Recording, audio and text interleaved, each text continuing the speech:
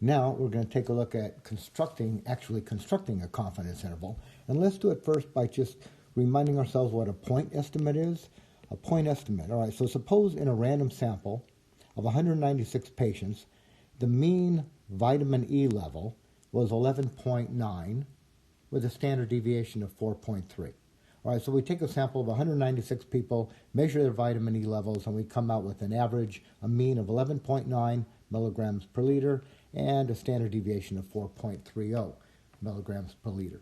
Now, a point estimate for the true mean, which we don't know, right? A point estimate for the true mean is exactly that value 11.9. So what is a point estimate? It's a single value estimate for mu. Now, it's unlikely that the true population mean is going to be 11.9, but it's likely to be close to it.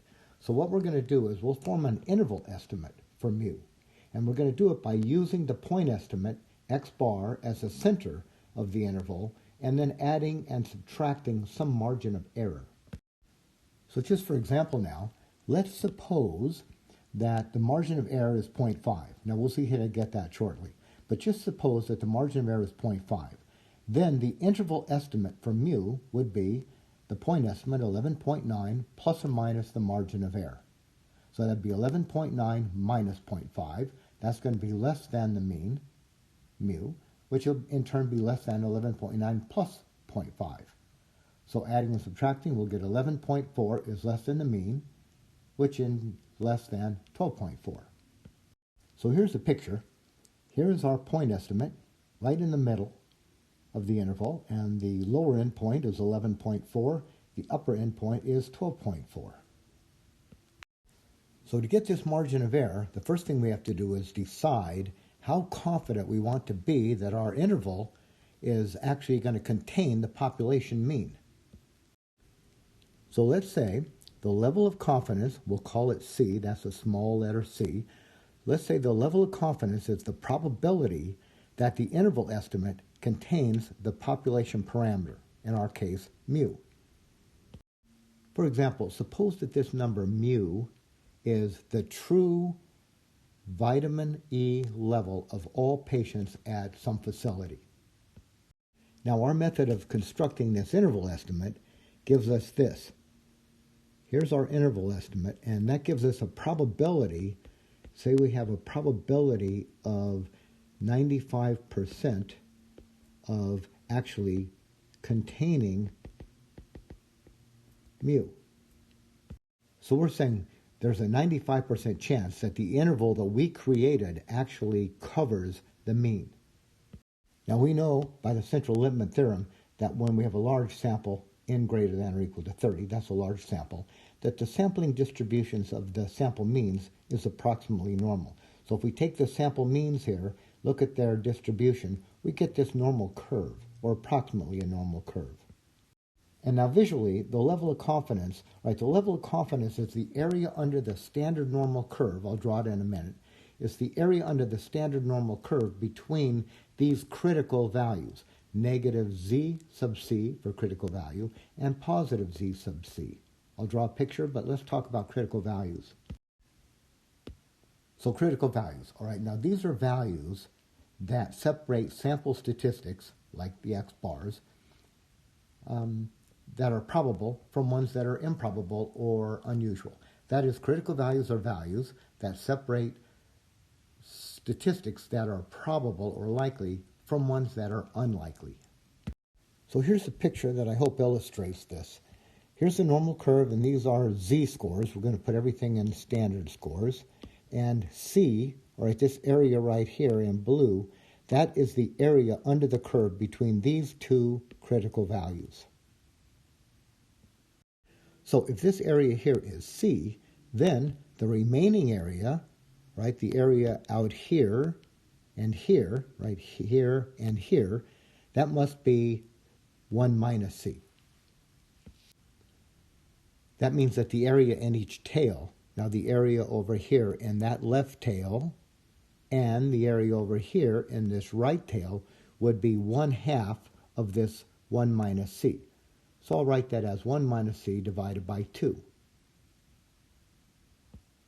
So for example, suppose our confidence level was 90%. All right, so suppose C is 90%.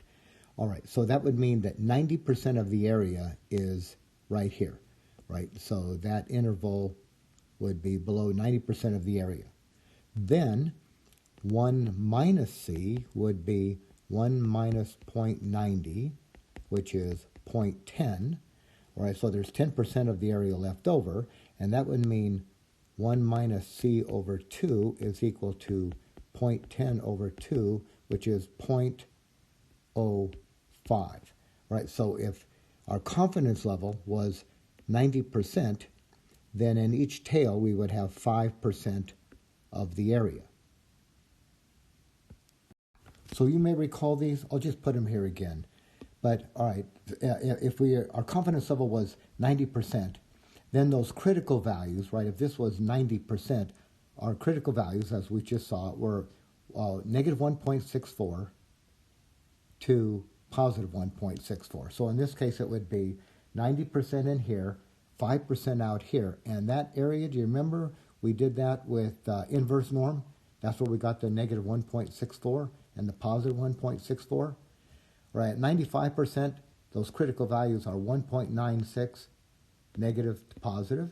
At 98%, negative 2.33. Right up here on the picture, negative 2.33 to positive 2.33. And if we're doing a 99% confidence interval, that means that area right there would be 99%. And what's left over is 1%. In each half, there's 0.005 area, and that corresponds to negative 2.58 and positive 2.58.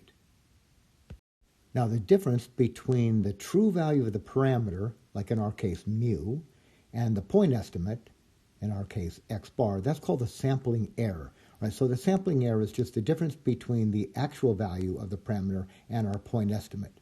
Now, for us, if we're estimating mu, that sampling error is going to be that difference between those two values, x bar minus mu.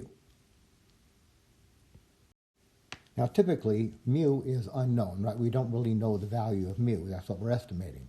So typically, mu is unknown, and x bar, that's going to vary from sample to sample, right? If you take a sample and get the mean, you'll get one value. I take a sample and get the mean, I get probably a slightly different value. So mu is unknown. The x bars vary from sample to sample.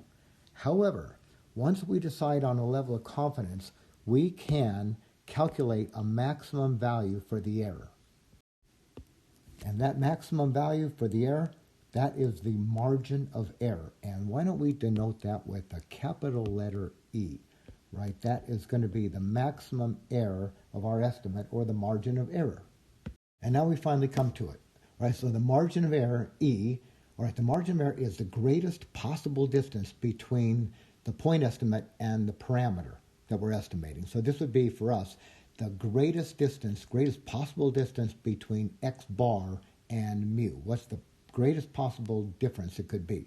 All right, so for a population with mean mu, for which sigma is known, here's what that error is. Here is the margin of error.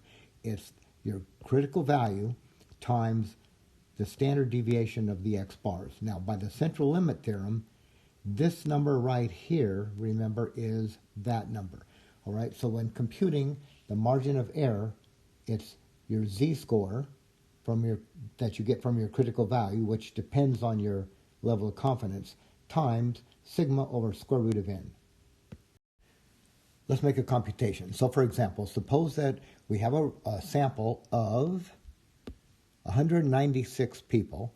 We get a mean, say, a vitamin E level of 11.9 milligrams per liter, and sigma is known to be 4.3.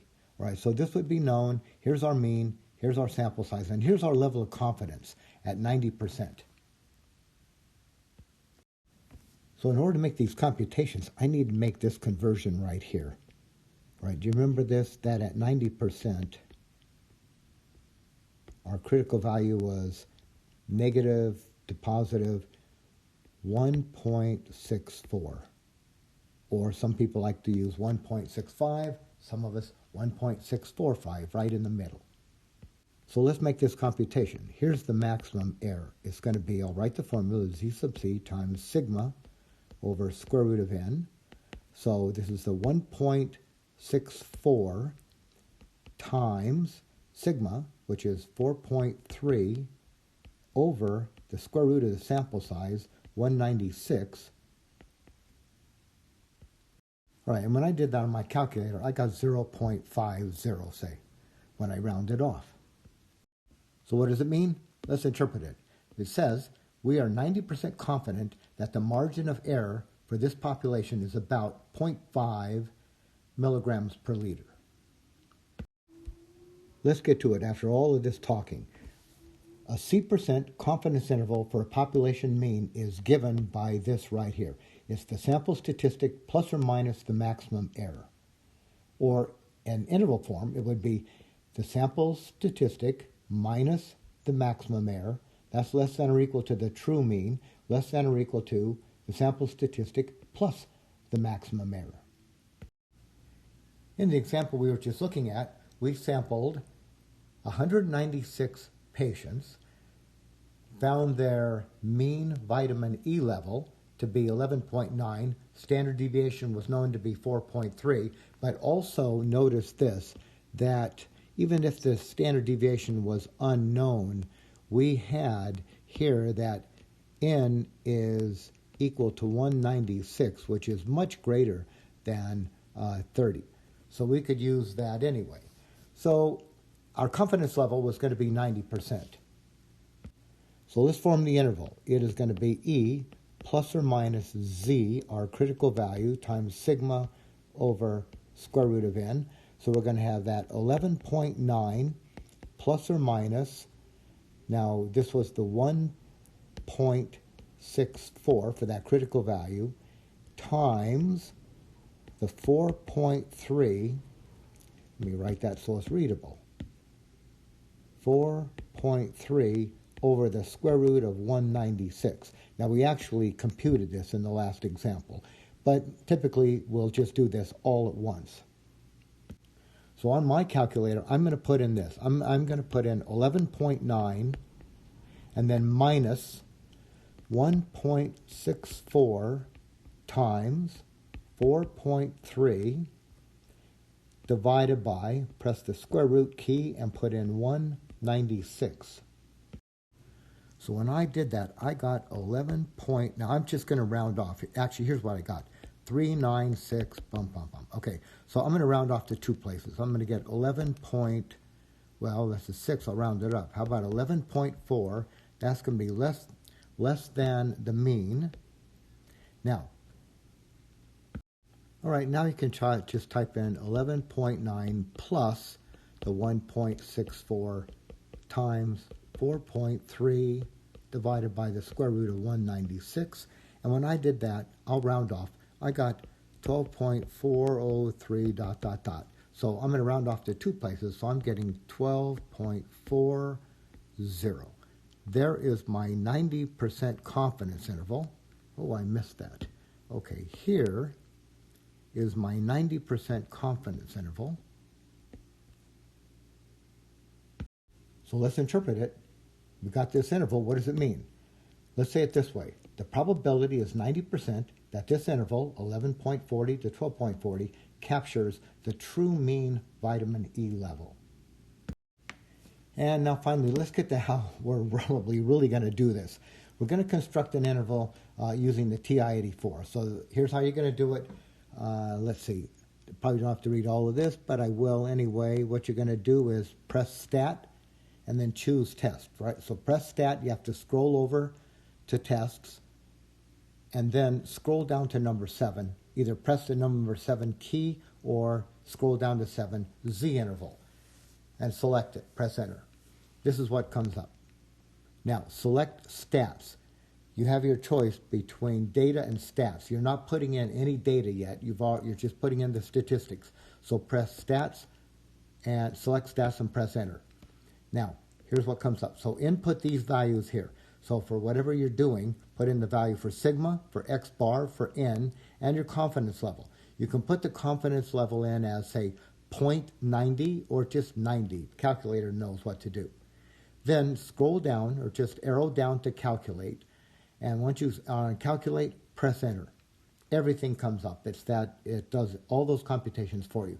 And you can read off the interval, lower limit, comma, upper limit, and if you want, you could put the interval like this. You could say, I'll just say lower limit less than mu less than upper limit. You know, these would actually be values. So if you're reporting it to somebody, you could either write it this way here or this way here. The second way is kind of nice because it does tell you what the parameter is you're dealing with. So let's summarize here. In this unit, we've presented, first of all, the formula for the margin of error, the maximum error of the estimate, which was this.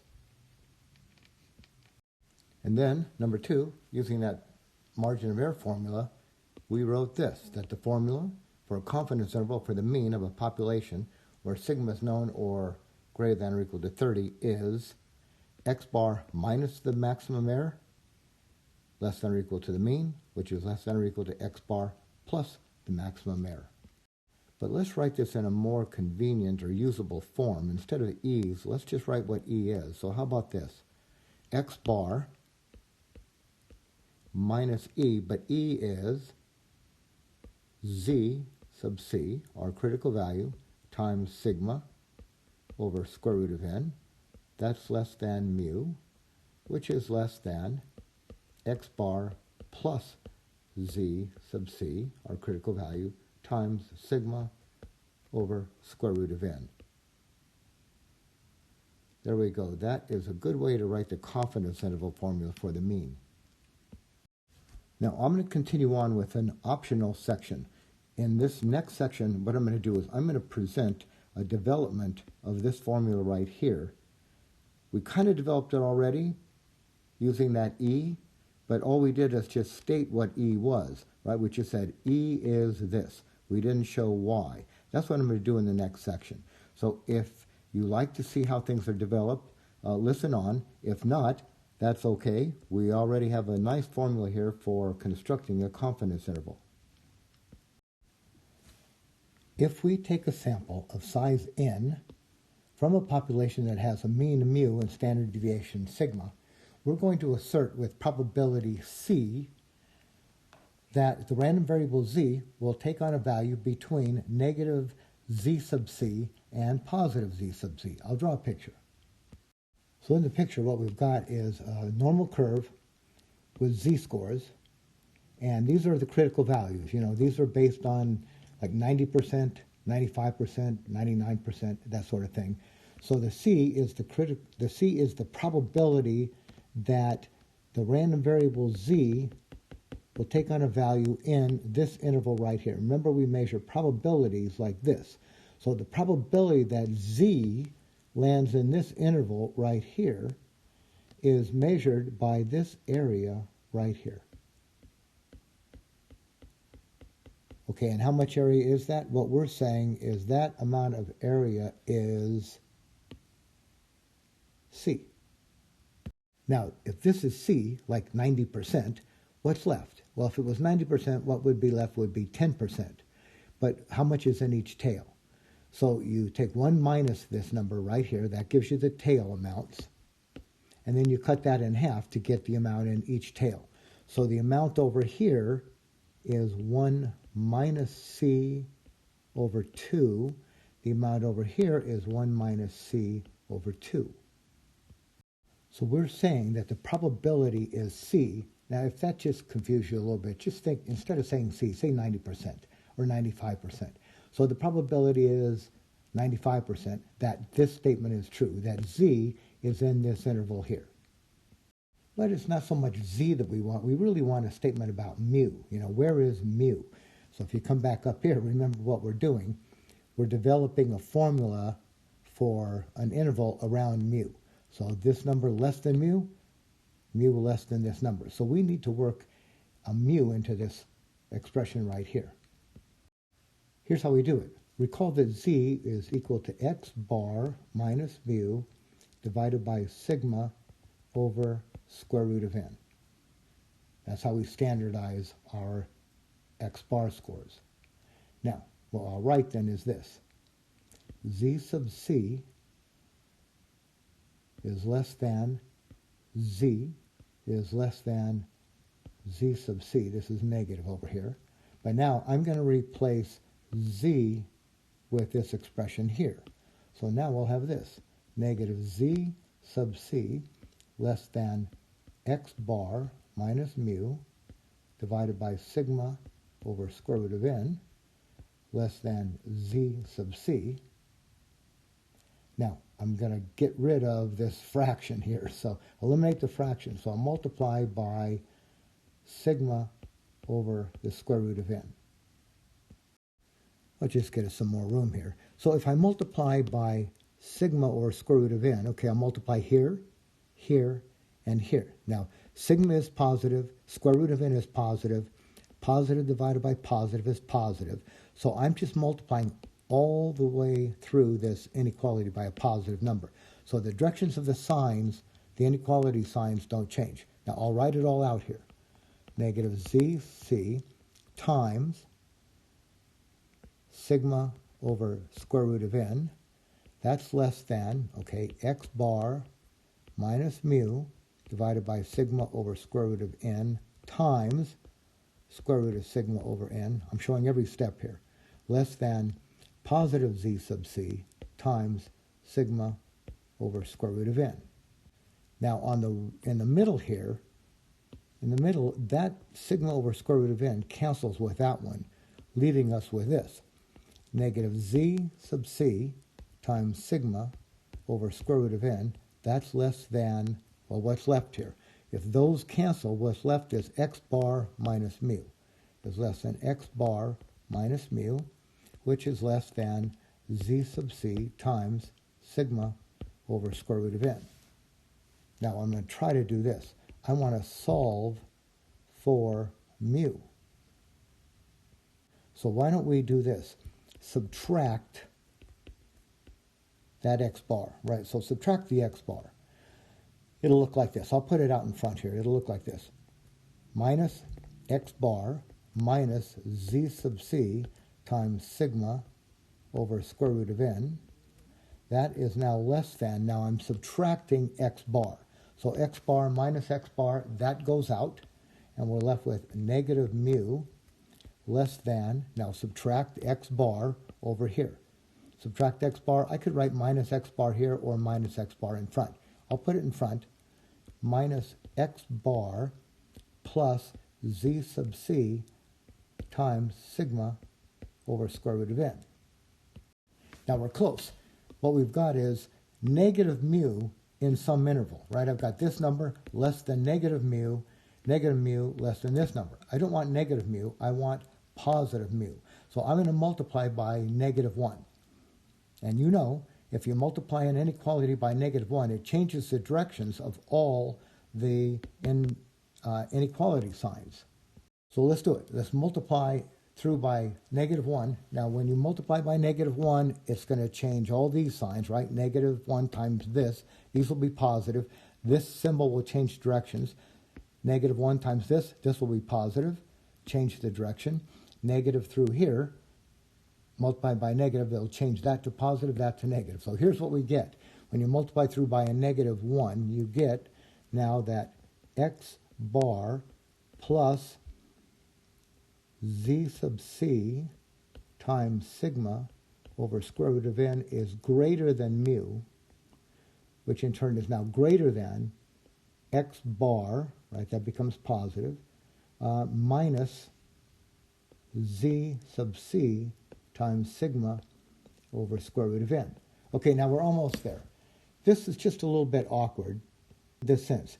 You're saying this number, right, this number is bigger than this, which in turn is bigger than this. Right? We usually read smaller to bigger, so this is a little awkward. Instead of saying like 9 is greater than 7, maybe I would say 7 is less than 9.